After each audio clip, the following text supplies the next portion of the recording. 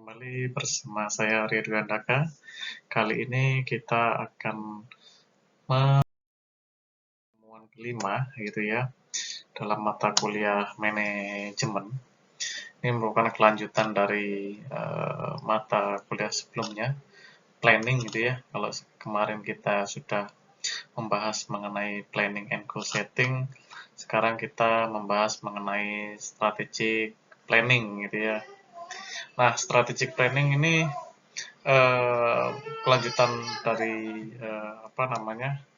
dari perencanaan gitu ya, dari perencanaan dimana kemarin kan kita membahas bagaimana membuat sebuah tujuan gitu ya, tujuan direncanakan gitu ya. Ketika kita sudah tahu apa misi dari sebuah organisasi, kita udah bikin tujuan strategik gitu ya, bikin tujuan taktis, dan membuat tujuan operasional. Nah, itu tujuan-tujuan tersebut pasti harus ada perencanaannya. Jadi strategic plan, strategic organisasi ya, tujuan strategik dilakukan dengan strategic plan gitu ya. Rencana strategik akan menelurkan gitu ya tujuan dari taktis gitu ya. Tujuan taktis akan membuat perencanaan secara taktis juga otomatis untuk mencapai tujuan operasional ya. Tujuan ketika kita sudah punya tujuan operasional ya, kita mencapai itu, kita bikin rencana lagi untuk mewujudkan tujuan operasional tersebut. Nah, kita sudah singgung mengenai perencanaan. Di strategic planning ini kita mengambil materi dari bukunya Stephen Robin Mary Poulter pada chapter 9 gitu ya. Sambil saya perkaya dengan bahan dari Ricky M. Griffin ya, dari Ricky Griffin. Jadi nanti Bapak perkaya dengan materi yang ada di situ. Di strategic planning di sini bahasan dari chapter 9, pure dari situ gitu ya. Jadi dari pembahasan ini kalian bisa menentukan bisa mengerti bagaimana cara menyusun perencanaan secara strategik, terus bagaimana melakukan proses analisis lingkungan gitu ya, dan mengetahui bagaimana 3 level strategi baik di corporate, di bisnis gitu ya, maupun di fungsional gitu. Jadi kalian bisa mengetahui pokok bahasan pada RPS ini. Kalau lihat tujuan pembelajaran di chapter 9 menurut bukunya Robin itu diawali dari mendefinisikan apa itu strategic management dan menjelaskan mengapa dia penting, kemudian lalu menjelaskan mengenai bagaimana manajer gitu ya melakukan 6 langkah dalam proses strategic management gitu ya. Lalu tahu bagaimana mengidentifikasi gitu ya kekuatan dan kelemahan, dan mengembangkan tadi kemampuan gitu ya dalam perencanaan strategis gitu ya. Kemudian menguraikan 3 tipe dari strategi corporate dan menguraikan dari keunggulan kompetitif dan strategi kompetitif sebuah organisasi untuk mencapai tujuan itu ya, tujuan strategis. Kemudian mendiskusikan tentang isu-isu ya, masalah-masalah dalam manajemen strategik gitu ya. Oke, langsung saja kita melakukan pembahasan mengenai apa itu strategic management. Nah, apa itu strategic management itu ya? Apa itu strategic management? Nah, strategic management di sini didefinisikan sebagai apa yang dilakukan oleh manajer gitu ya. Apa yang dilakukan oleh manajer untuk mengembangkan strategi organisasi gitu ya. Jadi manajemen strategis gitu ya adalah apa yang dilakukan oleh manajer untuk mengembangkan strategi organisasi. Nah, Menstra ini atau manajemen strategik ini adalah tugas penting yang melibatkan semua fungsi manajemen dasar gitu ya. Perencanaan, pengorganisasian, kepemimpinan dan pengendalian gitu ya. Jadi di situ di combine gitu ya dalam sebuah fungsi manajemen dasar dan kita melakukan strategi secara organisasi gitu ya. Jadi strategi organisasi itu apa sih gitu ya? Di rencana tentang bagaimana organisasi akan melakukan apa yang harus dilakukan dalam berusaha berbisnis gitu ya. Bagaimana akan bersaing secara sukses dan bagaimana organisasi ini akan menarik dan memuaskan pelanggan dalam mencapai tujuannya. Jadi salah satu istilah yang sering digunakan dalam manajemen strategik adalah model bisnis gitu ya. Nah, strategi ini didefinisikan sebagai rencana-rencana tentang bagaimana organisasi tadi ya akan melakukan apa yang harus dilakukan dalam bisnis, bagaimana akan bersaing dengan sukses, dan bagaimana strategi akan menarik dan memuaskan pelanggannya guna mencapai tujuan organisasi. Tadi kalau model bisnis itu apa? Bisnis model mengenai bagaimana perusahaan akan menghasilkan uang gitu ya. Jadi kalau tadi dalam istilah sering digunakan dalam manajemen strategik adalah model bisnis gitu ya, bisnis model yang sederhananya adalah bagaimana sebuah perusahaan akan menghasilkan uang. Dalam model bisnis ini atau bisnis model ini ya akan berfokus pada dua hal. Yang pertama adalah apakah pelanggan akan menghargai apa yang disediakan perusahaan, dan yang kedua adalah apakah perusahaan dapat menghasilkan uang dengan melakukan itu. Sebagai contoh, misal Jeff Bezos gitu ya, dengan model bisnisnya Jeff Bezos ini kan yang punya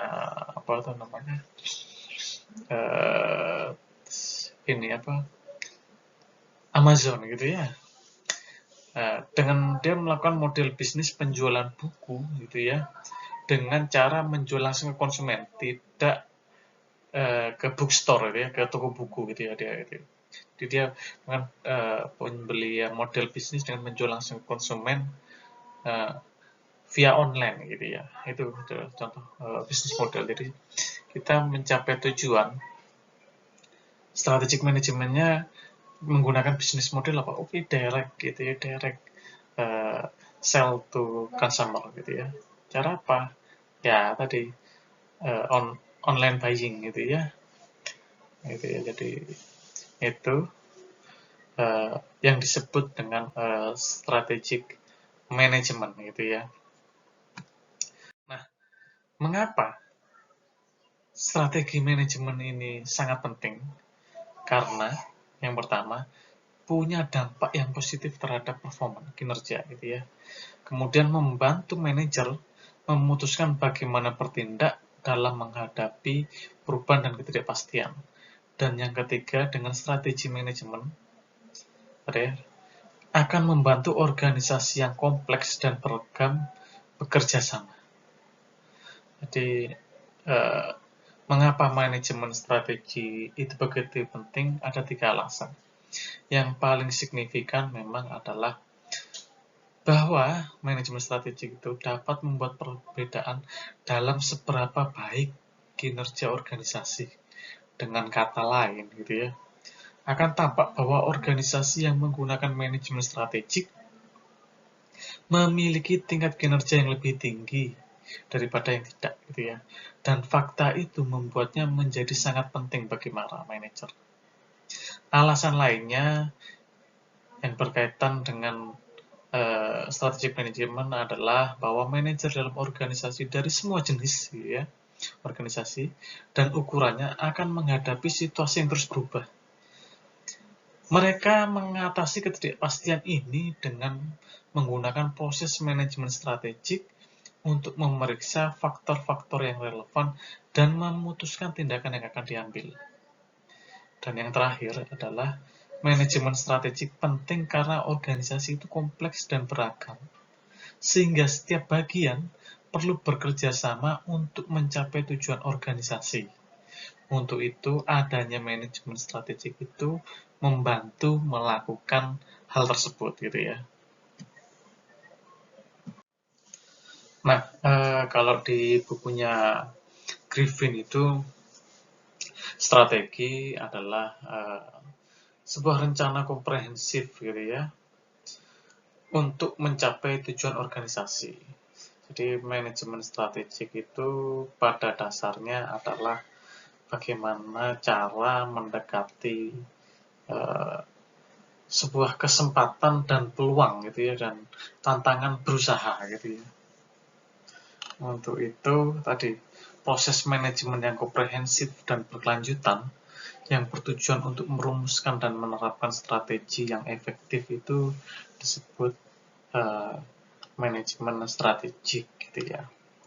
Untuk itu tadi kan, strategi yang efektif ini adalah strategi untuk mempromosikan atau mempromot ya keselarasan antara organisasi dan lingkungannya dan pencapaian tujuan strategik. Secara umum, strategik yang disusun itu punya 3 cakupan, gitu ya, 3 komponen. Jadi kompetensi khusus, gitu ya. Pertama, kompetensi khusus, kemudian apa namanya? ini luas skop gitu ya, luas cakupan, gitu ya. Dan penyebaran sumber daya, gitu ya, penyebaran sumber daya. Nah, distintif, gitu ya, kompetensi atau kompetensi khusus ini merupakan sesuatu yang dilakukan organisasi dengan sangat baik, gitu ya, istilahnya kompetensi khas, gitu ya. Misal kecepatan menyalurkan data, gitu ya, atau apa, gitu ya. Ini seperti kekhususan, kekasan atau keunggulan kompetisi, keunggulan kompetitif, gitu ya, dari yang membedakan dengan produk lain, gitu ya. Nah, ini merupakan suatu yang bagus dalam kita menentukan langkah strategik, gitu ya. Nah, perlu kita merumuskan suatu strategi berdasarkan keunggulan kekasan tersebut, gitu ya. Sehingga pesaing-pesaing itu ya bisa kita eliminir, gitu ya, taktiknya, gitu. Itulah yang digunakan dalam sebuah strategi, gitu ya. Memang dalam sebuah strategi ini harus mencakup ya garis besar sumber daya yang akan diproyeksikan organisasi, gitu ya. Bagaimana penyebarannya, bagaimana ia akan mendistribusikan, gitu ya, sumber dayanya itu ke seluruh area di mana ia akan bersaing. Itu luasannya, misal dia di mana, di Eropa, di Asia, di Indonesia, dan lain-lain. Jadi pilihan-pilihan yang dibuat itu akan mencerminkan bagaimana sebuah perusahaan itu akan bertarung dalam dunia usahanya, gitu ya. Itu menurut tambahan lah dari buku Griffin. Sebenarnya kalau di buku Griffin itu lebih mengungkap strategik secara komprehensif, meskipun dia bahasan dari manajemen secara keseluruhan, gitu ya. Jadi di situ termasuk bagaimana pemilihan strategik, gitu, strategik alternatif, gitu ya. Nah, dalam manajemen strategik itu punya sebuah proses yang harus dilalui. Jadi sebuah proses itu dilakukan, gitu ya, dalam membuat beberapa sebenarnya ya jenis alternatif strategik, gitu ya, ketika kita akan mencapai sebuah misi visi, gitu ya, dari sebuah perusahaan. Jadi itu kita bisa melakukan proses strategic management, gitu ya. Nah, Pada proses manajemen strategik ini gitu ya, dalam proses manajemen strategik ini ada memang 4 langkah pertama gitu menjelaskan perencanaan yang harus dilakukan itu ya. Kemudian tadi setelah kita bisa menjelaskan, istilahnya kita tahu lingkungan kita ya. Jadi kan ada kita menganalisis internal faktor dan eksternal faktor gitu ya, IFAS dan EFAS gitu. Pertama kan dari situ kita melakukan SWOT, kemudian kita melakukan formulasi strategi, mengimplementasi strategi, baru mengevaluasi hasil gitu ya. Ini semuanya sama pentingnya ya, bahkan strategi terbaik pun bisa gagal jika manajemen tidak menerapkan atau mengevaluasinya dengan benar gitu ya. Ya misal tadi berapa kali setelah kalah besar menang terus gitu ya, bahkan menang dengan tim yang katanya lebih superior. Ketika melawan tim yang katanya juga nggak terlalu bagus, kalah gitu ya, mungkin strateginya nggak berperan gitu ya. Makanya harusnya perlu berbagai alternatif strategi gitu ya. Nah, di bukunya Kotler ini pertama yang harus kita lakukan adalah mengidentifikasi gitu ya. Melakukan identifikasi terhadap misi organisasi yang saat ini gitu ya. Kemudian bagaimana tujuannya gitu ya. Dan strategi-strategi organisasi itu bagaimana gitu ya. Itu yang pertama dilakukan oleh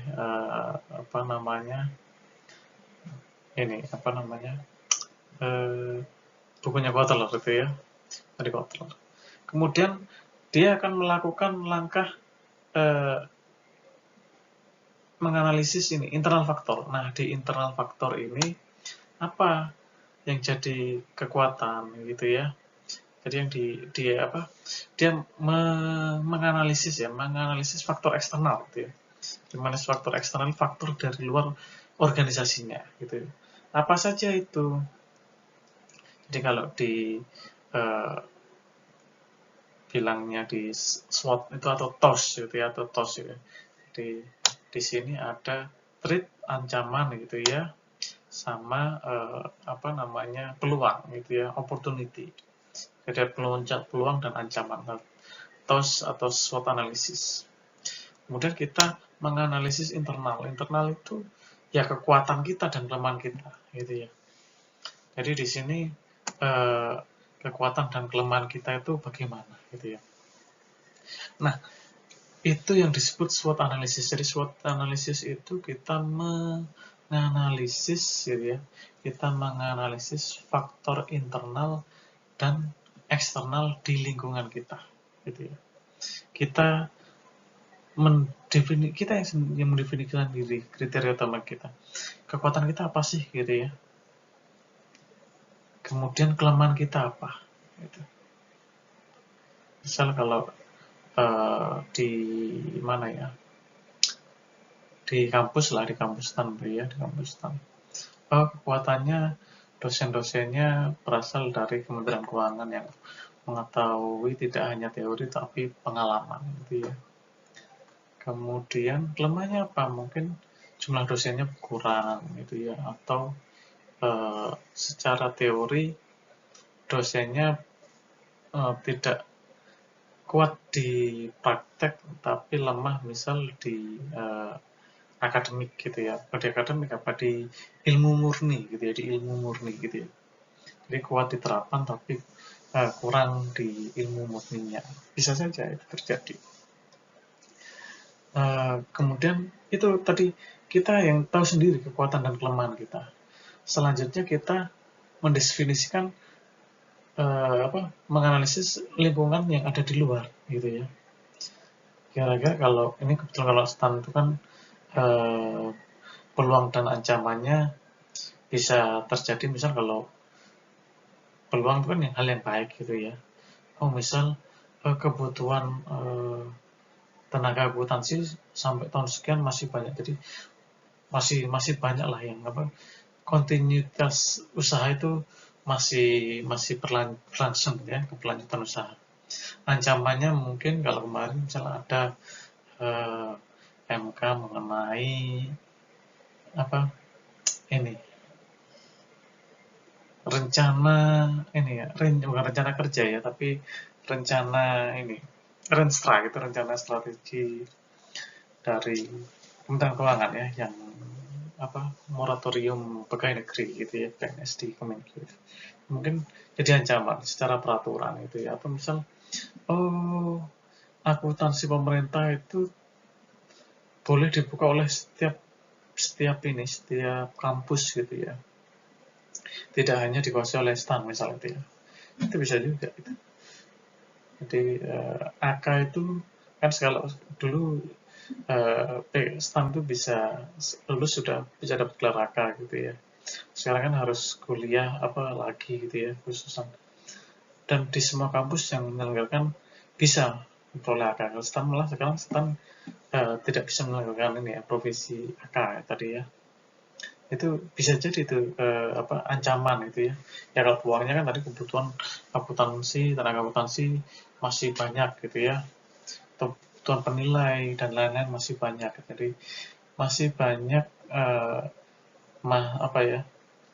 kebutuhan yang perlu dihasilkan gitu ya dari STAN misal gitu. Itu tadi kita mendefinisikan sendiri gitu ya. Peluang dan ancaman ke depan apa sih gitu ya. Termasuk ketika setelah kita mendefinisikan itu, beberapa tidak cuma hanya mendefinisikan tapi dihitung gitu ya, dihitung itu nanti ada pakai rumus tadi ya, internal eksternal gitu ya, atau pakai kalau di sini pakai matrix gitu ya, ada BCG matrix gitu atau QSPM gitu ya. Banyak sih memang, tapi di mata kuliah ini tidak diajarkan bagaimana menghitung faktor-faktor tadi ya. Kalau secara ini nanti kalian bisa menggunakan beberapa aplikasi, misal kayak AHP gitu ya, atau itu secara aplikasi atau pakai manual juga bisa gitu ya. Jadi kita tahu posisi perusahaan kita itu ada di level apa sih, misal dari cluster yang kita tentukan gitu ya. Dan kita bisa tahu nih, kita akan bersaing dengan kampus-kampus lain atau kalau di sana ya, dengan perusahaan lain kita ada di mana. Dan nanti setelah kita tahu posisi kita bisa fokus ke alternatif ini strategi apa yang kita tempuh gitu ya. Ya di situ kita biasanya menggunakan yang terkenal adalah strategi dari Porter gitu ya, pilihannya ya. Nah, di sini setelah kita tadi ya strategic management process, setelah kita melakukan SWOT analysis, itu kemudian kita akan melakukan formulasi strategi ya. Formulasi strategi, kemudian dari formulasi strategi itu baru kita akan melakukan implementasi strategi, dan yang terakhir adalah mengevaluasi hasil. Keseluruhan proses ini gitu ya, semua sangat berarti gitu ya. Semua sangat berarti. Nah, kita sekarang akan menjelaskan satu persatu gitu ya. Nah, langkah pertama gitu ya dalam strategic management adalah mengidentifikasi dari misi, tujuan, dan strategi-strateginya dalam organisasi. Misi itu apa? Misi itu adalah tujuan dari sebuah organisasi gitu ya. Di misi, setiap organisasi membutuhkan misi ya, pernyataan tentang tujuannya. Mendefinisikan misi akan memaksa manajer untuk mendefinisikan apa yang harus dilakukan dalam bisnis ya. Tapi memang terkadang pernyataan misi itu bisa terlalu membatasi manajer gitu ya. Misal di sini kan misi perusahaannya apa sih gitu ya, Nike gitu ya, membawa inspirasi dan inovasi untuk setiap atlet di dunia. Berarti kalau yang bukan atlet nggak bisa dong pakai Nike. Nah ini bukan begitu, akhirnya dia mendefinisikan lagi gitu ya. Oh yang dimaksud atlet adalah seseorang yang punya tubuh gitu ya. Jadi kalau punya tubuh berarti setiap orang, nggak harus dia yang olahragawan. Kan sekarang kan produk-produk kayak sport itu kan juga dipakai bagi yang nggak olahragawan gitu ya, istilahnya brand itu jadi sebuah apa ya, kebanggaan. Oh iya gue punya soul atlet nih, jiwa atlet gitu ya. Karena tadi tidak semua orang akan memainkan satu atau bahkan satu atau jenis olahraga gitu ya. Makanya kan tadi perlu kebijakan khusus ya, Nike tadi secara bijak mengartikan atlet itu jadi lebih luas gitu ya. Jika Anda memiliki tubuh, maka Anda seorang atlet gitu ya. Itu tadi.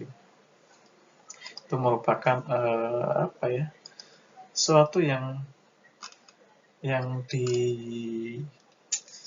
ditempuh gitu ya dari sebuah penjabaran misi gitu ya, misi itu eh, terhadap ini apa, tujuan fundamental sebuah organisasi gitu ya.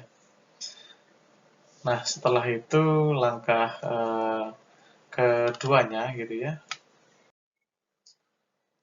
Nah sebelum kita ke langkah kedua mengenai SWOT tadi, kita harus tahu nih komponen dari pernyataan misi tadi. Misal ini ya, komponennya adalah mengenai pelanggan gitu ya. Nah, komponen-komponen ini dari strategic management ini kalian bisa lihat nih dari buku bacaannya si Davik ini ya. Nah, di sini disebutkan what should a mission statement include gitu ya. Jadi kita bisa menjelaskan beberapa komponen dari pernyataan sebuah misi tadi ya. Ketika kita bilang tadi Nike tadi seorang atlet itu, oh, customer kita siapa? Siapa pelanggan perusahaan ini? Apakah cuma atlet? Iya sih kan, makanya kan atlet kan misalnya beberapa perusahaan sport kan mengendorse atlet gitu ya. Nah, tapi sebenarnya kan tidak hanya dikonsumsi untuk atlet, tapi semuanya dia pinginnya sih ah jadi trademark ini, sport ini jadi trademark orang jadi bisa make itu. Biasanya nanti ini jadinya menalurkan energi tadi ya. Kemudian market tadi ya, di mana perusahaan bersaing secara geografis. Misal Nike itu perusahaan Amerika gitu ya, mau bersaing di Jerman gitu ya, di mana marketnya nih? Kita harus bagaimana itu ya. Kemudian concern tentang tadi keberlangsungan ya, pertumbuhan dan keuntungan itu ya. Apakah perusahaan berkomitmen pada pertumbuhan dan stabilitas keuangan gitu ya. Itu harus.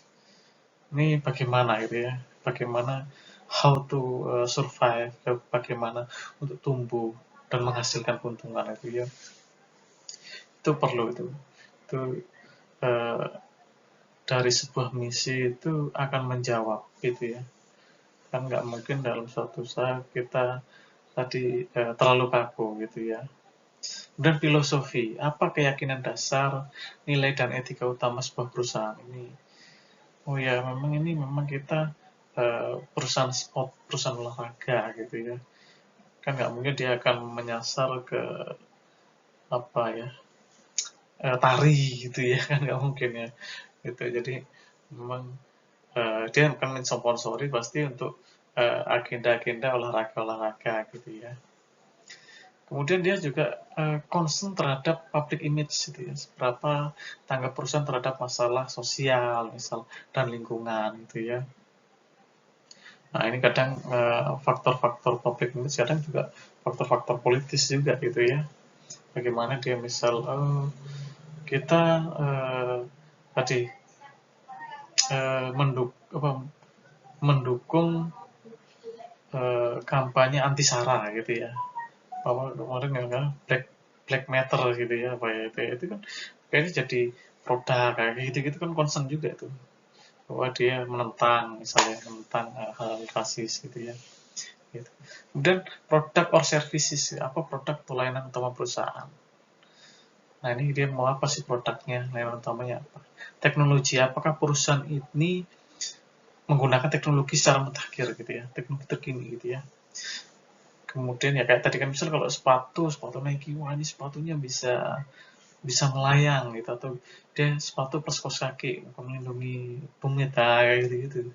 Itu merupakan pernyataan tadi high technology gitu ya. Kemudian self concept, apakah keunggulan kompetitif utama dan kompetensi inti perusahaan.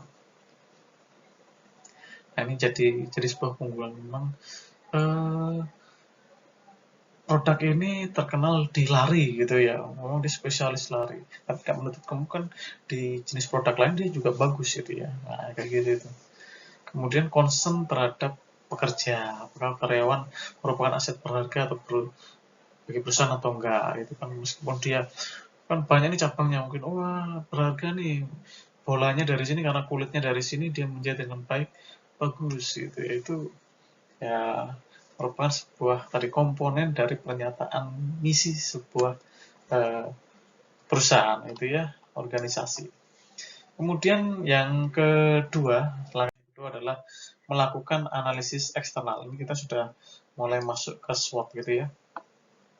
Nah, menganalisis lingkungan itu adalah langkah penting dalam proses manajemen strategik. Manajer akan melakukan analisis eksternal sehingga mereka tahu misalnya apa yang sedang dilakukan pesaing gitu ya. Kemudian undang-undang atau peraturan yang tertunda, misal kayak kemarin yang ramai itu tentang apa? Undang-undang Cipta Kerja ini gimana dampaknya gitu. Gimana mempengaruhi organisasi gitu ya. Atau bagaimana pasokan tenaga kerja di lokasi tempat beroperasi.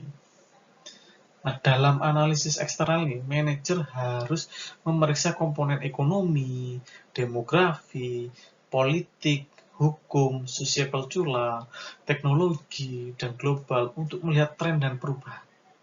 Kayak sekarang kan ya faktor ancamannya banyak. Misal orang malas berpergian. Nah, opportunitiesnya apa? Misal, pembelian di toko langsung itu apa di toko store itu nggak memenuhi, dia lebih senang langsung beli lewat online. Nah itu kita banyak iklan promosinya di toko online, tidak di toko secara langsung. Kalau kita tutup dulu gitu ya, kita concern di jualan online gitu ya.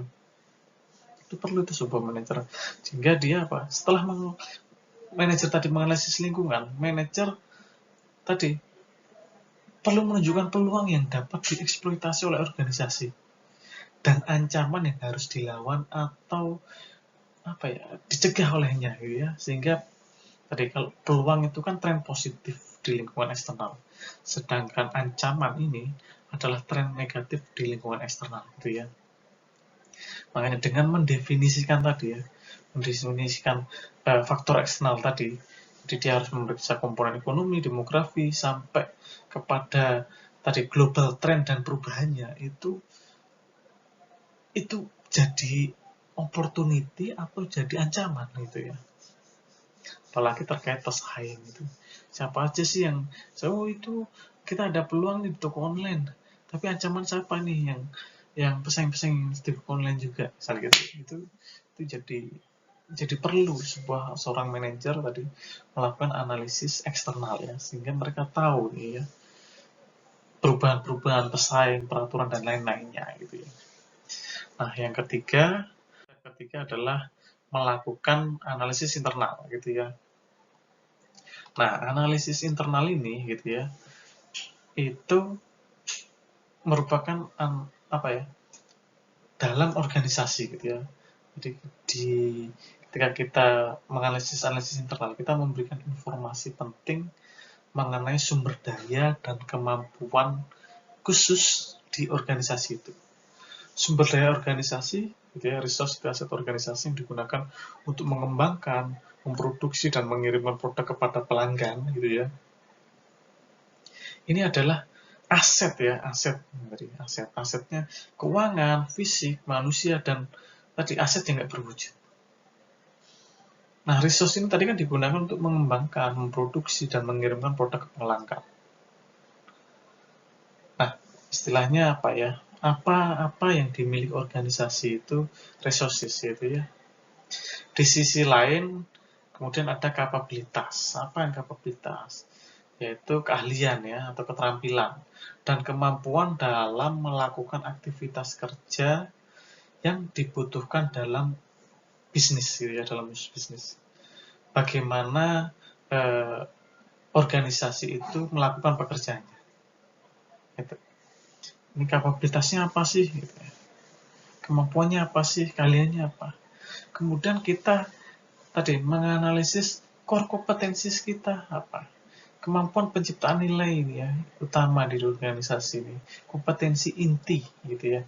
Nilai utama organisasi yaitu menciptakan kemampuan sebagai senjata kompetitif perusahaan yang sangat menentukan dalam bersaing dengan pesaing ya, dalam usaha yang sama gitu ya. Jadi baik sumber daya, kompetensi inti ini ya, menentukan senjata kompetitif organisasi gitu ya. Jadi kalau kita sudah tahu sumber dayanya apa, kemampuan kita apa, lalu core kompetensi kita apa, nah itu yang jadi langkah kita menentukan alternatif apa yang akan kita tempuh. Jadi misal kalau di Pakistan ini core kompetensinya mengenai keuangan negara. Hanya ketika core kompetensinya keuangan negara nih, apa kapabilitasnya misal keuangan negara, terus core kompetensi apa misal, menghitung pajak sama BC, akuntansi pemerintah itu akuntansi. Makanya ketika lomba-lomba ini sering menang nih kalau boleh lomba-lomba pajak gitu ya, itu sering menang gitu ya. Ya kalau misal ada lomba-lomba bea cukai pasti sering menang gitu ya. Ini gimana langkahnya gitu ya. Nah itu kalau antar kampus ya nggak ada yang ngalahin di STAN ini kan istilahnya gitu. Ya itulah senjata utama kita. Ketika kita sudah tahu senjata utama kita, itu yang akan jadi kepedean kita bersaing dengan kompetitor kita gitu ya. Istilahnya tak ada lawan gitu ya, gitu tak ada lawan gitu ya. Itu perlu kita menganalisis faktor internal. Sumber daya kita apa sih gitu ya. Kita detailkan. Misal kalau pemain bola, wah kita kuat di depan gitu kan. Di tengah kita punya jangkar, sayapnya ini ya bisa crossing gitu ya. Bertahannya ya suka ngelawak gitu, kiper terbaik. Nah, tapi ya itu tadi kita lihat nih apa nih kompetensinya tiap orang bisa juga itu ya. Gitu. Kemudian dari setelah kita menentukan faktor lingkungan eksternal dan internal gitu ya, itu tadi yang disebut kita mulai melakukan SWOT analysis gitu ya. Strength, weakness, opportunity, threats gitu ya. Strength ini tadi kan setelah menyelesaikan analisis internal tadi, manajer harus dapat mengidentifikasi kekuatan dan kelemahan organisasi. Setiap aktivitas yang dilakukan organisasi dengan baik atau sumber daya unik apapun yang dimiliki itu disebut kekuatan gitu ya. Sedangkan kelemahan adalah aktivitas yang tidak dilakukan organisasi dengan baik atau sumber daya yang dibutuhkan tetapi tidak dimiliki gitu ya. Jadi itu disebut kelemahan itu ya. Plus strength tadi, any activities the organization does well or its unique resources gitu ya. Jadi dia aktivitas dengan organisasi itu dengan baik atau tadi sumber daya unik yang dimiliki ya, ciri khas gitu ya. Nah, analisis eksternal dan internal gabungan ini disebut analisis SWOT ya, analisis kekuatan, kelemahan, peluang dan ancaman organisasi ini disebut SWOT gitu ya.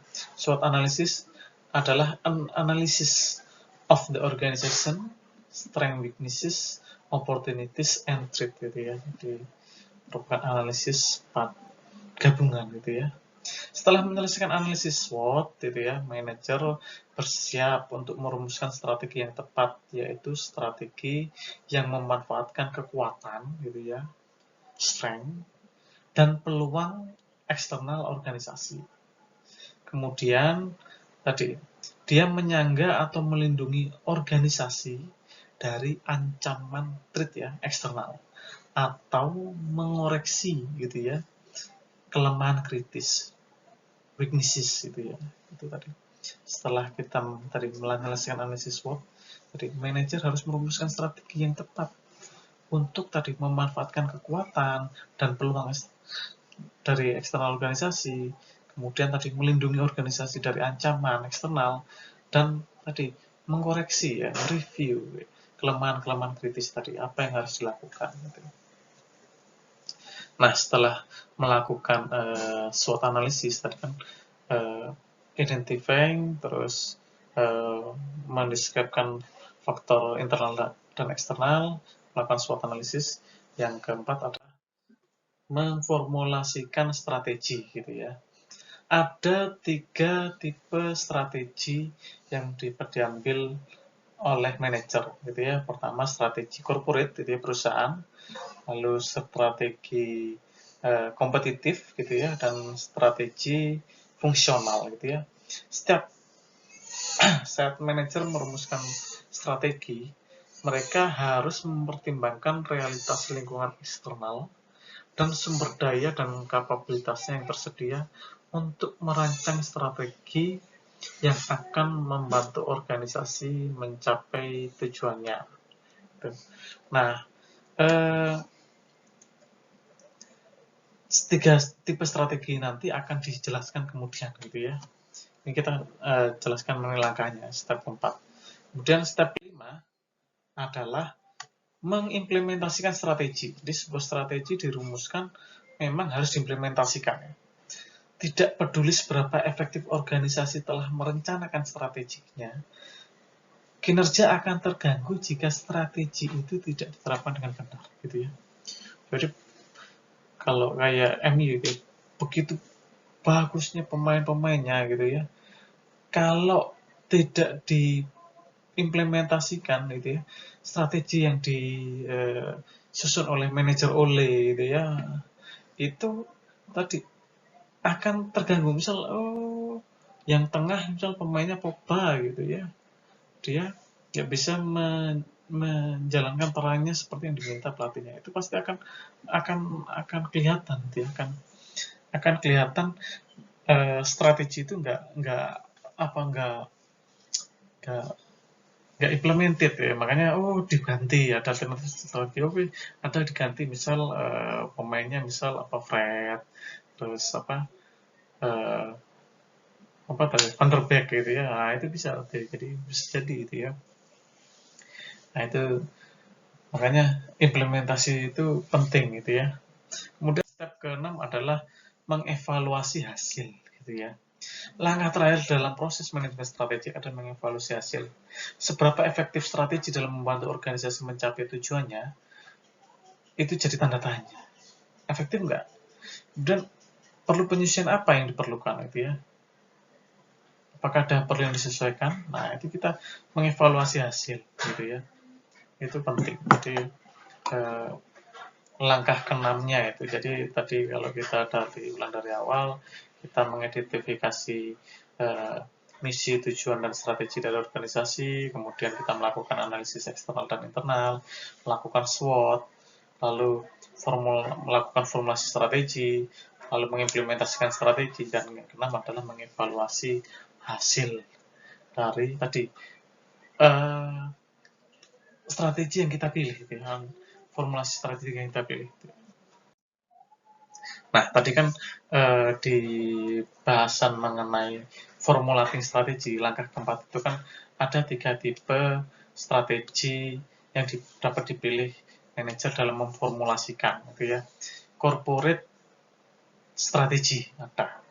Yang kedua adalah competitive strategi, dan yang terakhir adalah fungsional strategi.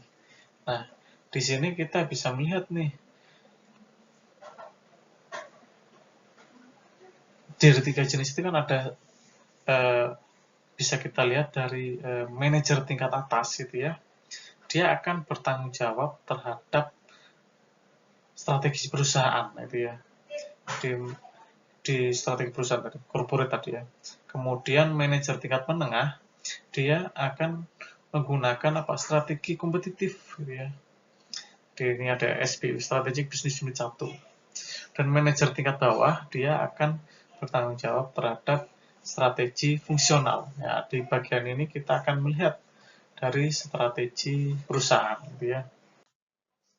Nah, strategi perusahaan adalah salah satu yang menentukan bisnis apa yang sedang atau ingin perusahaan masuki, dan apa yang ingin dilakukannya dengan bisnis tersebut.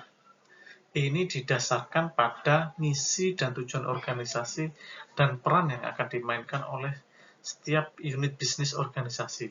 Makanya disebut tadi apa? Corporate strategy adalah an organizational strategy that determines what businesses a company is in or want to be in, and what it wants to do with those businesses. Jadi harus tahu nih, corporate strategy ini kita mau masuk di apa sih? Kita mau ambil apa yang harus kita lakukan itu ya? Kita mau pakai bisnis apa? Di posisinya ambil mana? Kita produknya misalnya produk tas. Kita mau main di menengah atas atau bawah gitu ya. Atau misalnya low cost carrier gitu ya, pesawat itu ya. Kita main di private jet, nah bisa juga itu ya. What is corporate strategy? Nah, tadi kan corporate strategy itu dilakukan oleh tadi manajer tingkat atas, CEO gitu ya. What are the types of corporate strategy? Apa jenis dari strategi corporate ini gitu ya.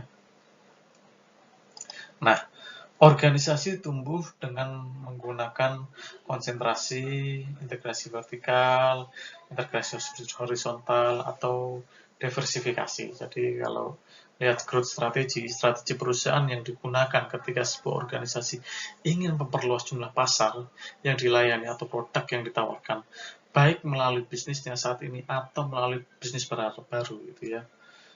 Nah, tadi sebuah organisasi tadi yang tumbuh menggunakan konsentrasi berfokus pada lini bisnis utamanya dan meningkatkan jumlah produk yang ditawarkan atau pasar yang dilayani dalam bisnis utamanya.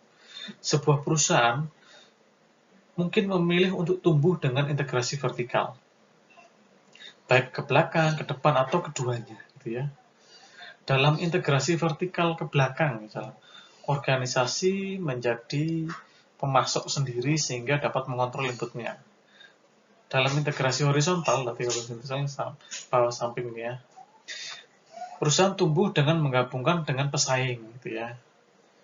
Akhirnya, organisasi dapat tumbuh melalui diversifikasi, baik yang terkait maupun yang tidak terkait. Nah, diversifikasi terkait terjadi ketika sebuah perusahaan bergabung dengan perusahaan lain di industri berbeda namun terkait. Nah, kalau diversifikasi tidak terkait adalah ketika sebuah perusahaan bergabung dengan perusahaan di industri yang berbeda dan tidak terkait, ya, seperti LNC. Contohnya kan, misal kalau yang lagi ngetren ini kopi apa lupa sama susu gitu ya, di minumannya kopi lupa ya, itu dia menggunakan pemasarannya susu yang banyak sehingga tadi kuat di kopi teh gitu, teh susu, udah akhirnya akan meraih keuntungan yang double gitu, tidak hanya dalam satu perusahaan. Makanya dia tadi butuh sebuah horizontal integrasi dan diversifikasi tadi ya. Itu dari sebuah strategi corporate ya. Kemudian stability and renewal strategies gitu ya. Stability strategi ini apa? Strategi perusahaan di mana organisasi terus melakukan apa yang sedang dilakukan gitu ya. Kalau tadi kan corporate strategi supaya strateginya kan yang dipakai tadi kan apa aja sih tipe dari corporate strategi tumbuh gitu ya, asal itu ya. Terus yang kedua adalah tadi stabilitas strategi dan renewal strategi. Nah, di sini stabilitas strategi perusahaan di mana organisasi terus melakukan apa yang sedang dilakukan. Jadi dia fokus ke situ, fokus ke obat gitu ya, fokus ke makanan gitu ya. Kemudian renewal strategi perusahaan yang dirancang untuk mengatasi kinerja yang menurun. Nah, dia harus punya langkah cadangan, strategi apa nih gitu kan. Contoh strategi stabilitas mencakup terus melayani klien yang sama dan menawarkan produk atau layanan yang sama, mempertahankan paksa pasar, dan mempertahankan operasi bisnis organisasi saat ini. Organisasi tidak tumbuh tetapi juga tidak ketinggalan gitu ya. Maka manajer perlu mengembangkan strategi yang disebut strategi pembaruan yang mengatasi penurunan kinerja. Dua jenis utama strategi pembaruan gitu ya adalah strategi penghematan dan perubahan haluan. Misalnya kayak perubahan haluan kemarin yang terkenal itu ini apa Fuji kalau nggak salah ya. Fuji film di Jepang itu atau produk saya lupa itu eh, akhirnya jualan obat ya, obat virus sih karena dia punya paten di situ. Akhirnya itu yang di, di apa dibesarkan ya. Kalau dulu masih bisnis film ya, film buat kamera, sekarang kan sudah pakai apa data semua gitu ya. Nah itu tadi renewal strategi gitu ya, itu perlu dilakukan. Nah, bagaimana how are corporate strategies managed gitu ya, bagaimana strategi dari perusahaan itu diatur, di manage gitu ya. Kalian bisa menggunakan alatnya BCG Matrix gitu ya, BCG Matrix. Nah, BCG Matrix ini alat strategi yang memandu keputusan alokasi sumber daya berdasarkan pangsa pasar dan tingkat pertumbuhan dari strategi bisnis unit gitu ya. Nah, nanti akan dibagi nih ke dalam dalam matriks itu dalam 4 cluster ya, ada stars, cashco, question mark atau docs atau anjing gitu ya. Jika strategi perusahaan organisasi mencakup sejumlah bisnis, manajer dapat mengelola koleksi atau portofolio bisnis ini dengan menggunakan alat yang disebut matriks portofolio perusahaan, itu BCG ya. Matriks ini memberikan kerangka kerja untuk memahami bisnis beragam dan membantu manajer menetapkan prioritas untuk mengalokasikan sumber daya. Matriks portofolio pertama, matriks BCG, dikembangkan oleh Bolton Consulting Group dan memperkenalkan gagasan bahwa berbagai bisnis organisasi dapat dievaluasi dan diplot menggunakan matriks 2x2 ini. Untuk mengidentifikasi mana yang menawarkan potensi tinggi dan mana yang menguras organisasi sumber daya, sumbu horizontal mewakili paksa pasar rendah atau tinggi, dan sumbu vertikalnya menunjukkan pertumbuhan pasar yang diantisipasi rendah atau tinggi. Sebuah unit bisnis dievaluasi menggunakan analisis SWOT dan ditempatkan di salah satu dari 4 kategori yang terdaftar. Ya, tadi Pak sebutkan ketika kita sudah menganalisis SWOT. Nah, kan di SWOT itu kan aslinya kan kita melakukan pembobotan itu ya. Kita bobotkan, terus kita indeks, nanti ketemu apa X dan Y-nya. Jadi sumbu vertikal dan sumbu horizontal sehingga kita tahu posisinya menggunakan ini BCG metrik ini ya. Salah satunya ya dengan BCG metrik. Apakah perusahaan ini masuk dalam grup stars, casco, question mark atau dogs gitu ya, atau anjing gitu ya. Nah, setelah itu yang digunakan adalah kompetitif strategi. Ini strategi kompetitif gitu ya. Unit organisasi kecil tadi kan sudah corporate, ini yang kedua ada kompetitif organisasi. Ya. Untuk organisasi kecil yang hanya memiliki satu lini bisnis atau organisasi besar yang belum melakukan diversifikasi ke dalam produk atau pasar yang berbeda, strategi bersaingnya menjelaskan bagaimana ia akan bersaing di pasar utama atau pasar utamanya. Untuk organisasi di banyak bisnis, setiap bisnis akan memiliki strategi kompetitif sendiri yang menentukan keunggulan kompetitif ya, strategi keunggulan bersaing gitu. Produk atau layanan yang akan ditawarkan, pelanggan yang ingin dijangkau, dan sejenisnya. Ketika sebuah organisasi berada di beberapa bisnis yang berbeda, bisnis tunggal yang independen dan yang memiliki strategi kompetitif disebut sebagai unit bisnis strategi atau SBU tadi ya. Yang di sini kompetitif strategi sebagai sebuah strategi organisasional tentang bagaimana organisasi berkompetisi dalam usahanya gitu ya. Nah, sedangkan strategi bisnis unit tadi ya merupakan apa? Unit usaha independen gitu ya, yang memformulasikan tadi strategi kompetitifnya sendiri gitu ya. Ketika dia harus bersaing di marketnya, satu market itu dia harus bisa mendefinisikan gue harus pakai apa gitu ya. Kan tadi ada corporate, kemudian banyak kompetitif strategi. Nah, peran dari kompetitif strategi ini tadi ya, yaitu apa? What set an organization apart is decisive edge gitu ya. Mengembangkan strategi bersaing yang efektif membutuhkan pemahaman tentang keunggulan kompetitif gitu. Jadi kita punya distinctive edge ini kan yang membedakan organisasi ini, yaitu keunggulan yang khas. Keunggulan tersebut dapat berasal dari kompetensi inti organisasi dengan melakukan sesuatu yang tidak dapat dilakukan oleh orang lain atau melakukannya dengan lebih baik daripada yang dilakukan oleh orang lain. Nah, makanya peran dari competitive advantage itu, misal kayak tadi kan Stan itu kuat di keuangan negara. Keuangan negara di apa nih? Misal, akuntansi pemerintah. Nah, itulah. Karena dia bisa menjelaskan akuntansi pemerintah dengan baik, atau tadi dalam konteks bea cukai dia bisa menjelaskan praktik bea cukai dengan lebih baik daripada yang lain. Karena misal dosennya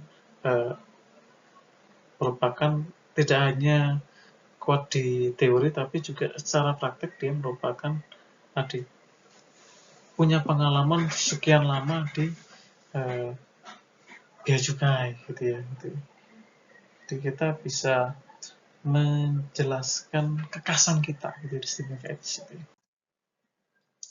Nah, tipe dari competitive advantage ini gitu ya. Jadi jika suatu bisnis dapat terus meningkatkan kualitas dan keandalan produknya, bisnis tersebut mungkin memiliki keunggulan kompetitif yang tidak dapat diambil. Menggunakan pemikiran desain gitu ya, berarti berpikir dengan cara yang tidak biasa tentang apa bisnis itu. Jadi tipe dari competitive advantage itu yang pertama quality. Kualitasnya tadi kan karena kualitasnya tadi ya terus ditingkatkan sehingga nggak bisa yang nggak ditingkatkan aja nggak bisa meniru, apalagi ditingkatkan terus ya. Kan continuous improvement ya. Nah, maka makin pesaing itu makin jauh tertinggal gitu ya. Jadi istilahnya ya kita jangan khawatir mengenai misal sistemnya ATM gitu ya, mati termodifikasi. Tapi kalau kita terus tadi mengembangkan tadi kualitas ya pesaing pesaing juga nggak ada lawan akhirnya gitu ya. Kemudian design thinking tadi ya, bagaimana bisnis itu harus dilakukan, jadi desain berpikirnya itu bagaimana. Kemudian sosial media, banyak organisasi melakukan investasi besar di medsos karena penggunaannya dapat memberikan keunggulan kompetitif. Jadi kita tahu nih kita punya kualitas, kita punya design thinking, tetapi mungkin sedikit yang tahu, akhirnya kan pesaing itu memasarkan lebih dari kita gitu ya. Bisa saja kan brevet itu bagus di stan gitu ya, murah gitu ya. Tapi jarang orang yang tahu kapan sih buka brevet itu misalnya gitu. Ada nggak kursus BC gitu ya? Ternyata yang banyak kursus BC di luar gitu ya, kursus mengenai bea cukai. Ya akhirnya ya kita punya kualitas, punya desain thinking, tapi tidak ada di sosmed gitu ya. Nah itu tadi. Nah ini tadi type of competitive advantage kita bisa menggunakan dari ketiga itu ya. Nah di sini yang terkenal gitu ya, strateginya adalah dari model Porter gitu ya. Katanya banyak ide penting dalam manajemen strategis datang dari karya Michael Porter. Ya. Salah satu kontribusi utamanya adalah menjelaskan bagaimana manajer dapat menciptakan keunggulan kompetitif yang berkelanjutan. Gitu ya. Bagian penting ini dalam melakukan analisis industri yang dilakukan dengan metode 5 kekuatan gitu ya.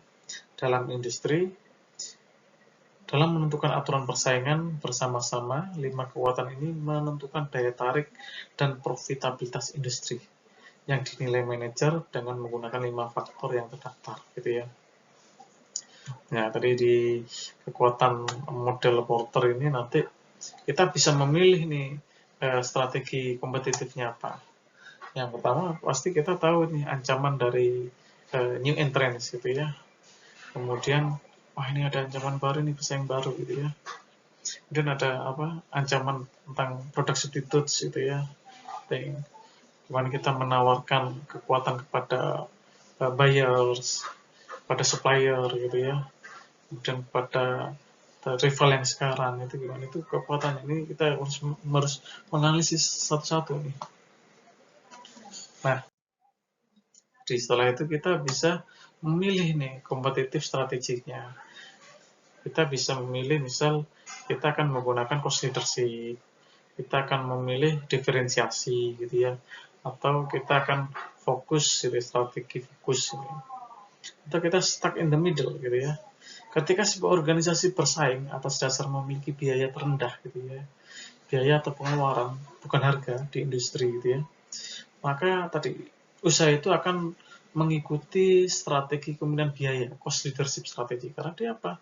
Dia punya kekuatan di biaya atau pengeluaran, dia efektif gitu ya, dia efisien gitu, dia ekonomis gitu. Pemimpin biaya rendah sangat efisien, overhead dijaga seminimal mungkin, dan perusahaan melakukan segala cara untuk memangkas biaya. Misal, gimana sih kita caranya? Kita banyakin cabang, produknya kita sebar supaya tidak ada yang basi gitu ya. Cabangnya banyak gitu ya. Perusahaan yang bersaing dengan menawarkan produk unik gitu ya, diferensiasi, yang dihargai secara luas oleh pelanggan, mengikuti strategi diferensiasi. Perbedaan produk mungkin berasal dari kualitas yang sangat tinggi, layanan yang luar biasa, desain inovatif, kemampuan teknologi, atau citra merek yang sangat positif gitu ya. Praktis setiap produk atau layanan konsumen yang berhasil dapat diidentifikasi sebagai contoh strategi diferensiasi gitu ya. Kita mau strategi pengumpulan biaya atau diferensiasi, kita didiferensiasi aja deh gitu kan. Produk kita menawarkan produk yang unik gitu ya, yang dihargai secara luas gitu. Kayak misal, kita produk-produk kita misal tentang ketika di STAN naik keuangan negara, jadi kursusnya ya kursus keuangan negara, pajak, BC, dan lain-lain gitu. Gak pernah kan kursus bahasa Inggris gitu, gak pernah ya, referensi strategi di situ. Nah, atau gini ya, kita menggunakan misal ya, meskipun kedua strategi tadi yang bersaing itu ditujukan untuk pasar yang luas, jadi pasar yang luas itu segmennya luas gitu ya. Tipe akhir dari strategi bersaing ini adalah strategi fokus gitu ya. Fokus ini kita bisa melibatkan keunggulan biaya, fokus di biaya, atau keunggulan diferensiasi gitu ya, dalam segmen atau ceruk yang sempit. Jadi kita bermainnya di ceruk yang sempit gitu ya. Segmen dapat didasarkan pada variasi produk, jenis pelanggan, saluran distribusi, atau lokasi geografis. Jadi ketika misalnya kita nggak menguasai biaya, karena tadi bahan mentah kita nggak menguasai, kita cuma reseller gitu ya. Kemudian dari strategi produk kita nggak unik nih, kita nggak bisa nih pakai market yang luas ya, kita pakai market yang kecil aja gitu ya. Udahlah kita yang ini fokus ke sini ini aja lah, ke daerah, misal daerah mana ya, Jawa Tengah gitu ya. Udah di situ, atau mungkin lebih kecil lagi gitu ya, daerah Jogja, dari Jawa Tengah, Jogja, Solo lah gitu ya.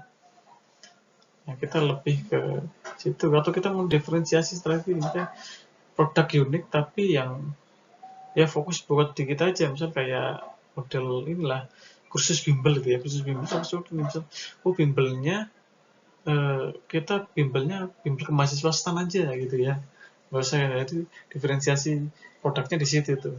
Karena kalau mau pakai market yang luas, misal kayak kursus-kursus akuntansi, misal kita kalah mungkin sama UI gitu ya, kalah nama mungkin ya, bukan kalah orangnya gitu ya. Jadi udahlah gitu, itu bisa juga itu kita ambil jarak yang lebih sempit gitu ya, market yang lebih sempit gitu. Nah, kita bisa pakai strategi fokus, kita mau fokus di biaya atau di keunggulan diferensiasi. Nah, Porter ini menyebut bahwa terjebak di tengah, itu di stuck in the middle itu ya, dan memperingatkan bahwa itu bukan tempat yang baik. Sebuah organisasi terjebak di tengah ketika biayanya terlalu tinggi untuk bersaing dengan pemimpin biaya rendah. Jadi ketika kita mau saing-saingan harga dengan pemilik pasar gitu ya, kita akan mati sendiri, mati konyol gitu ya. Atau ketika produk dan jasanya tidak cukup terdiferensiasi untuk bersaing dengan pembeda. Maka melepaskan diri berarti memiliki keunggulan kompetitif mana yang akan dikejar dan kemudian melakukannya dengan menyelaraskan sumber daya, kemampuan dan kompetensi inti gitu ya. Sebenarnya kita misal kayak ini ya, produk-produk Cina main di Indonesia gitu ya. Itu kan produk ini di pasar handphone dulu kan terkenal BBM gitu ya, terus BBM, Nokia, kemudian masuk produk-produk Korea, baru yang terakhir ini kan produk-produk Cina gitu ya. Itu tadinya kan masih menganggap remeh, tapi akhirnya sekarang kan semua akhirnya karena tadi secara diferensiasi mungkin kita kalah gitu ya, atau secara cost dulunya kita kalah, cuma karena kita berani banting harga terus produk Cina kan, dan menunjukkan kualitasnya semakin baik dan lain gitu ya. Akhirnya nanti dia akan bersaing sama harganya gitu dan tidak jauh gitu, nanti orang akan memilih gitu ya. Masuk sebuah strategi yang harus dipilih gitu ya, kita mau cost leadership gitu ya, atau stuck in the middle itu kuat-kuatan gitu ya.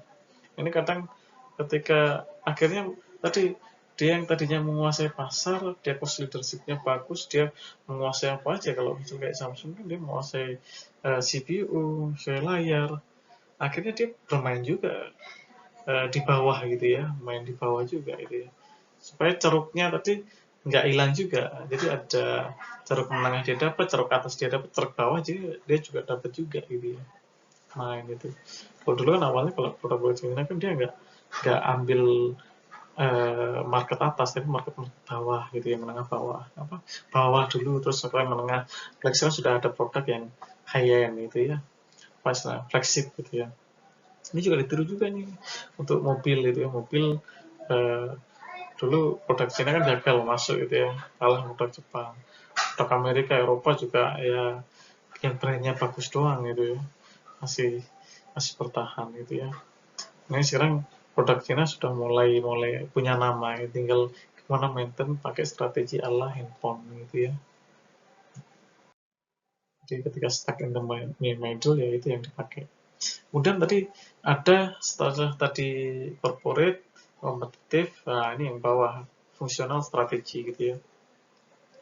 Jadi di strategi ini eh, sebenarnya tidak dibahas di buku ini ya. Jadi ini strategi implemented, jadi strategi yang digunakan oleh beberapa macam unit organisasi gitu ya, functional department untuk mendukung apa strategi dari kompetitif, strategi atasnya. Jadi fungsional ini akan mendukung strategi kompetitif di organisasi itu.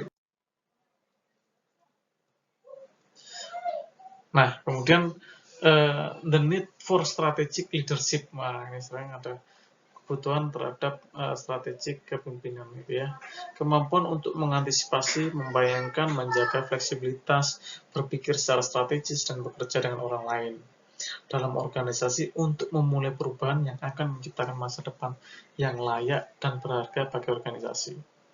Menurut definisi, manajer puncak pada akhirnya bertanggung jawab atas setiap keputusan dan tindakan setiap karyawan organisasi. Salah satu peran penting yang dimainkan oleh manajer puncak adalah sebagai pemimpin strategi. The need for strategic leadership. Penelitian organisasi mempelajari kepemimpinan dalam kaitannya dengan manajemen strategik, karena manajer puncak organisasi harus memberikan kepemimpinan strategik yang efektif. Makanya kita butuh strategic leadership, kemampuan untuk mengantisipasi, membayangkan, menjaga fleksibilitas, berpikir secara strategis, dan bekerja dengan orang lain dalam organisasi untuk memulai perubahan yang akan menciptakan masa depan yang layak dan berharga bagi organisasi. Nah ini tadi, ini menjadi pikulan dari manajer puncak CEO gitu ya. agar setiap keputusan dan tindakannya gitu ya jadi satu kesatuan ya. Itulah tadi diambil peran tanggung jawabnya oleh manajer puncak. Nah, sebuah strategic leadership yang efektif itu gitu ya, di sebuah strategic leadership yang efektif itu bagaimana manajer puncak dapat memberikan pemimpinan strategi yang efektif. Ada 8 dimensi kunci gitu ya. Dimensi ini yang pertama tadi menentukan tujuan atau visi organisasi, determining the organization purpose or vision. Kemudian mengeksploitasi dan memelihara kompetensi inti organisasi, kemudian mengembangkan sumber daya manusia organisasi, menciptakan dan mempertahankan budaya organisasi yang kuat, menciptakan dan memelihara hubungan organisasi, membingkai ulang pandangan yang berlaku dengan mengajukan pertanyaan yang menembus dan menanyakan asumsi gitu ya. Dan menekankan keputusan dan praktek organisasi yang etis dan menetapkan kontrol organisasi yang seimbang secara tepat. Nah, setiap dimensi mencakup bagian penting dari proses manajemen strategik. Nah, efektif strategik leadership tadi terdiri atas 8 dimensi kunci gitu ya. Jadi mulai dari menentukan tujuan visi organisasi hingga menetapkan kontrol gitu, establishing appropriate balance organizational control gitu ya. Di membangun keseimbangan gitu ya, pengendalian organisasi yang appropriate gitu ya.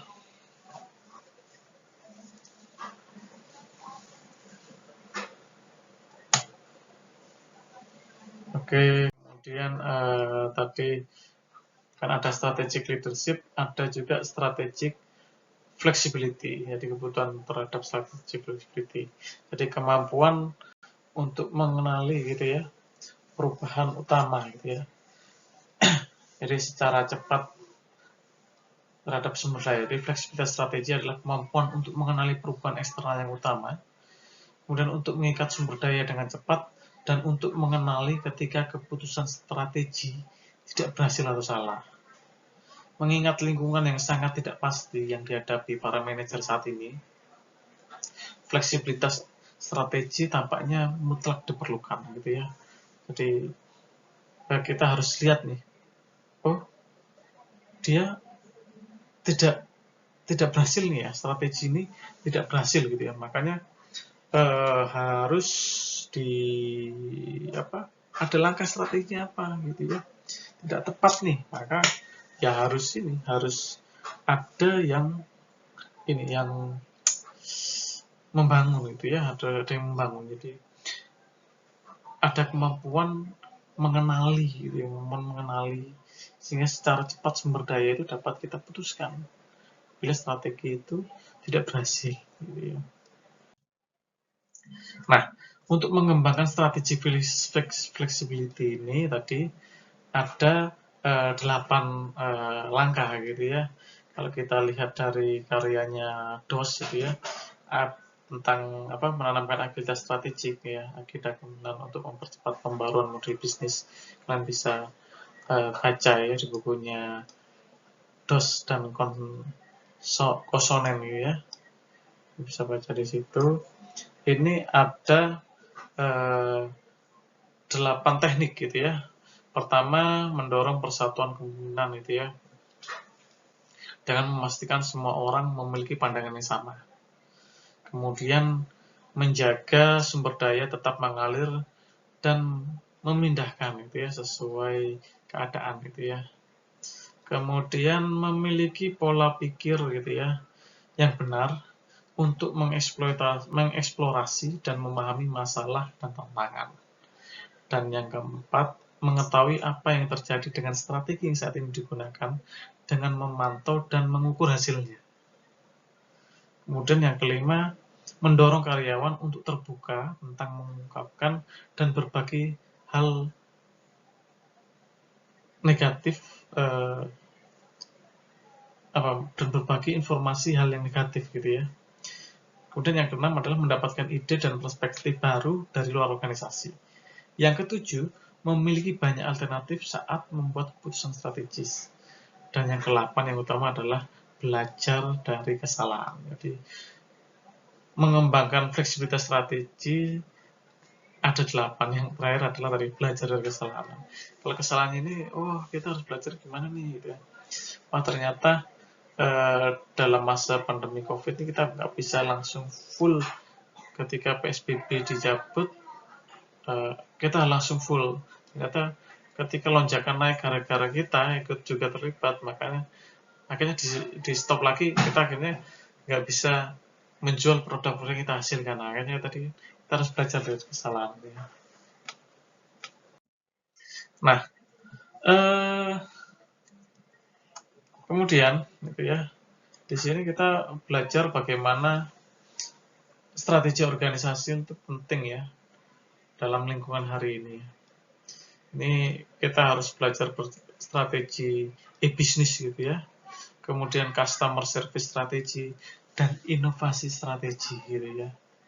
Manajer menggunakan strategi e-bisnis untuk mengembangkan keunggulan kompetitif yang berkelanjutan. Pemimpin biaya dapat menggunakan e-bisnis untuk menurunkan biaya dengan berbagai cara. Misalnya, tadi ya sekarang ya, menggunakan penawaran online dan pemrosesan pesanan untuk menghilangkan kebutuhan akan panggilan penjualan dan untuk mengurangi biaya tenaga penjualan.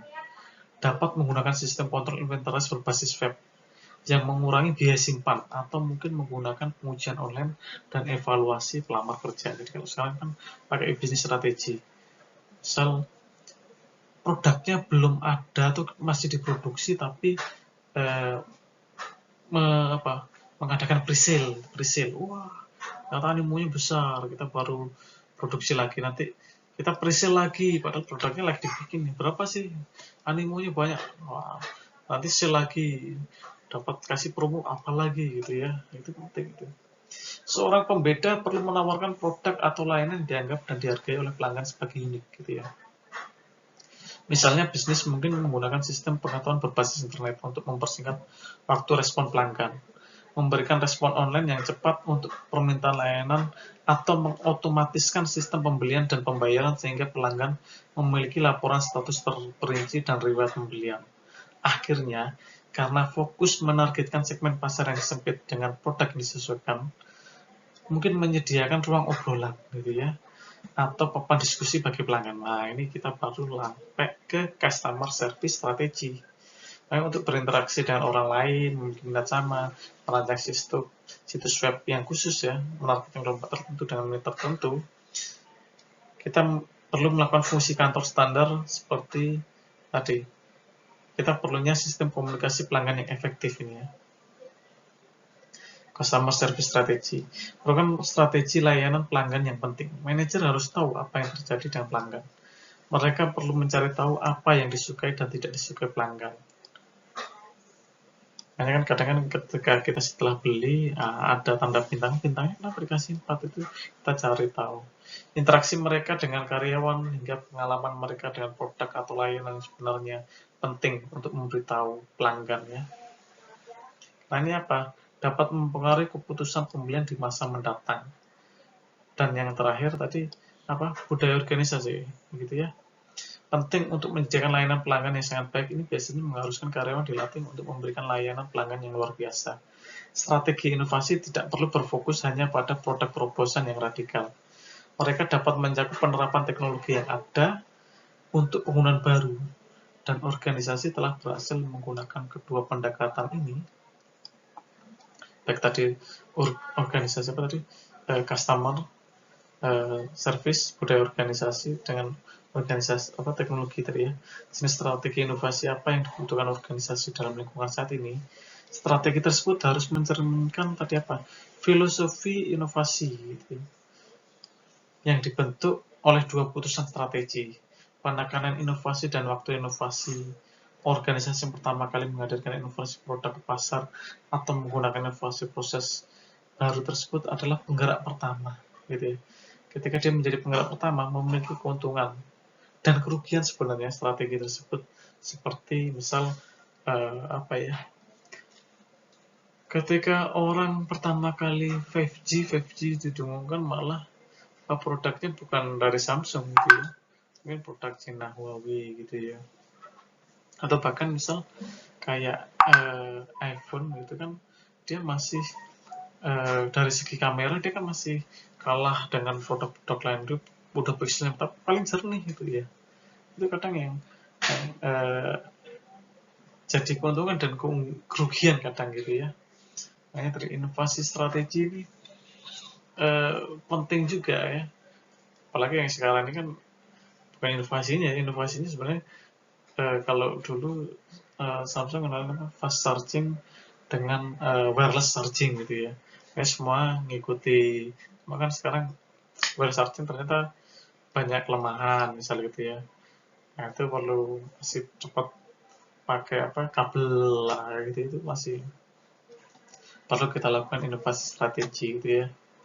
Kalau kita lihat uh, keuntungan dari pertama kali menghadirkan produk inovasi pasar atau menggunakan inovasi proses yang tadi sebagai penggerak utama, kalian bisa lihat di sini nih advantage-nya apa, soal reputasi dari uh, usaha itu sebagai industri leader gitu ya, cost and learning benefit misalkan tadi ya, dia punya layar 4K, 8K dan lain-lain, itu keuntungannya. Kalau kerugiannya kan ketidakpastian ya, over exact gitu ya, apakah ini kan ketika produk itu sudah stabil baru nih, biasanya kan iPhone kan ketika produk itu sudah stabil dia baru memakai, oh udah stabil nih, nah gitu baru pakai gitu kan, meskipun ketinggalan. Itu tadi ya salah satu keuntungan dan kerugian gitu ya. Nah setelah apa namanya, kalian mempelajari tadi ya reviewnya gitu ya, reviewnya dari mempelajari ini, bagaimana kita menjelaskan strategic management dan mengapa pentingnya disebutkan manajemen strategik adalah apa yang dilakukan manajer untuk mengembangkan strategi organisasi. Nah, strategi ini tadi ya adalah rencana tentang bagaimana organisasi akan melakukan apapun dalam bisnis. Bagaimana ia bersaing dengan sukses dan bagaimana ia akan menarik dan memuaskan pelanggan. Nah, kemudian di situ juga diajarkan model bisnis tentang bagaimana perusahaan menghasilkan uang. Manajemen strategik ini penting karena ada 3 alasan. Yang pertama, membuat perbedaan dalam seberapa baik kinerja organisasi. Yang kedua, penting untuk membantu para manajer mengatasi situasi yang terus berubah. Yang terakhir adalah manajemen strategis membantu mengkoordinasikan dan memfokuskan upaya karyawan pada apa yang penting gitu ya. Kemudian beralih ke review selanjutnya tentang menjelaskan bagaimana manajer menggunakan 6 langkah gitu ya, strategic management proses. Jadi 6 langkah dan proses manajemen strategi ini meliputi perencanaan, implementasi, dan evaluasi strategi gitu ya. Langkah-langkah ini mencakup mengidentifikasikan misi, tujuan, dan strategi yang saat ini, kemudian melakukan analisis eksternal dan internal, dan langkah 2 dan 3 secara kolektif dikenal sebagai analisis SWOT gitu ya. Yang keempat adalah merumuskan strategi, yang kelima menerapkan strategi, dan keenam mengevaluasi strategi. Kekuatan adalah setiap aktivitas yang dilakukan organisasi dengan baik atau sumber daya uniknya. Sedangkan kelemahan adalah negatif, aktivitas yang tidak dilakukan organisasi dengan baik atau sumber daya yang dibutuhkan. Peluang adalah tren positif di lingkungan eksternal, ancaman adalah tren negatif gitu ya. Nah, itulah tadi kita belajar bagaimana menjelaskan apa yang dilakukan manajer dalam 6 langkah proses strategic management. Kemudian yang tadi review yang ketiga gitu ya, bagaimana menguraikan tentang 3 jenis corporate strategi ya, ada growth strategi, konsentrasi, vertical integrasi, diversifikasi, stabilisasi, hingga BCG matrik gitu ya. Nah, strategi pertumbuhan adalah ketika sebuah organisasi memperluas jumlah pasar yang dilayani atau produk yang ditawarkan, baik melalui bisnis saat ini atau baru. Jenis strategi pertumbuhan itu meliputi konsentrasi, integrasi vertikal, ini ada mundur dan maju, integrasi horizontal, dan diversifikasi, terkait dan tidak terkait. Strategi stabilitas adalah ketika organisasi tidak membuat perubahan signifikan pada apa yang dilakukan. Kedua strategi pembaruan, penghematan dan perputaran ini ya, mengatasi kelemahan organisasi yang menyebabkan penurunan kinerja. Nah, sedangkan matrik BCG adalah cara untuk menganalisis portofolio bisnis perusahaan dengan melihat pangsa pasar bisnis dan tingkat pertumbuhan industrinya yang diantisipasi. 4 kategori dari matriks BCG adalah sapi perah itu ya, go, stars, bintang, tanda tanya, dan anjing dogs ya. Kemudian review yang keempat gitu ya, bagaimana menguraikan keunggulan bersaing ya. Nah, di sini keunggulan kompetitif organisasi adalah keunggulan yang membedakannya dengan organisasi lain atau keunggulan yang khas. Keunggulan kompetitif suatu perusahaan menjadi dasar untuk memilih strategi bersaing yang tepat.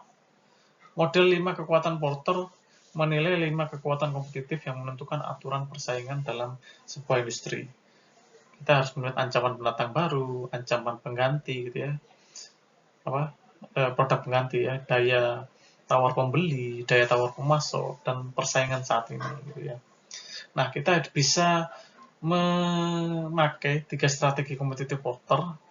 Kita bisa memakai kepemimpinan biaya, cost leadership ya, bersaing atas dasar memiliki biaya terendah pada industri. Kemudian kita bisa menggunakan diferensiasi, itu bersaing atas dasar memiliki produk unik yang dihargai secara luas oleh pelanggan, dan fokus bersaing dalam segmen dengan keunggulan biaya atau keunggulan diferensiasi gitu ya. Ini dalam market yang lebih sempit. Kemudian review learning yang terakhir ya, mengenai isu-isu strategic manajemen sekarang gitu ya. Isu yang berkembang yaitu strategic leadership, strategic flexibility, dan e-business strategy. Manajer menghadapi 3 masalah manajemen strategi saat ini, yaitu kemungkinan strategi, fleksibilitas strategi, dan jenis strategi penting untuk lingkungan yang saat ini gitu ya. Kemungkinan strategi merupakan kemampuan untuk mengantisipasi, membayangkan, mempertahankan fleksibilitas, berpikir secara strategi, dan bekerja dengan orang lain dalam organisasi untuk memulai perubahan yang akan menciptakan masa depan yang layak dan berharga bagi organisasi yang mencakup 8 dimensi utama. Nah, sedangkan flexibility strategi merupakan kemampuan untuk mengenali perubahan lingkungan eksternal yang besar dengan cepat menggunakan sumber daya, dan untuk mengenali ketika keputusan strategi yang kita pilih itu tidak berhasil. Adalah penting bagi manajer dalam menghadapi lingkungan yang sangat tidak pasti. Kemudian manajer dapat menggunakan strategi e-business tadi ya, untuk mengurangi biaya, untuk memudahkan produk dan layanan perusahaan mereka, untuk menargetkan atau fokus pada kelompok pelanggan tertentu, atau untuk menurunkan biaya dengan standarisasi faktor tertentu, fungsi faktor kantor tertentu gitu ya. Strategi e-business ini penting, misal kita pakai strategi click and bricks ya, yang menggabungkan lokasi online dan tradisional yang berdiri sendiri. Strategi yang dapat digunakan manajer untuk menjadi lebih berorientasi pada pelanggan, termasuk memberi pelanggan apa yang mereka inginkan, berkomunikasi secara efektif dengan mereka, dan memiliki budaya yang menekankan pada layanan pelanggan. Strategi yang dapat digunakan manajer untuk menjadi lebih inovatif, termasuk memutuskan penekanan inovasi organisasi, penelitian ilmiah gitu ya, dan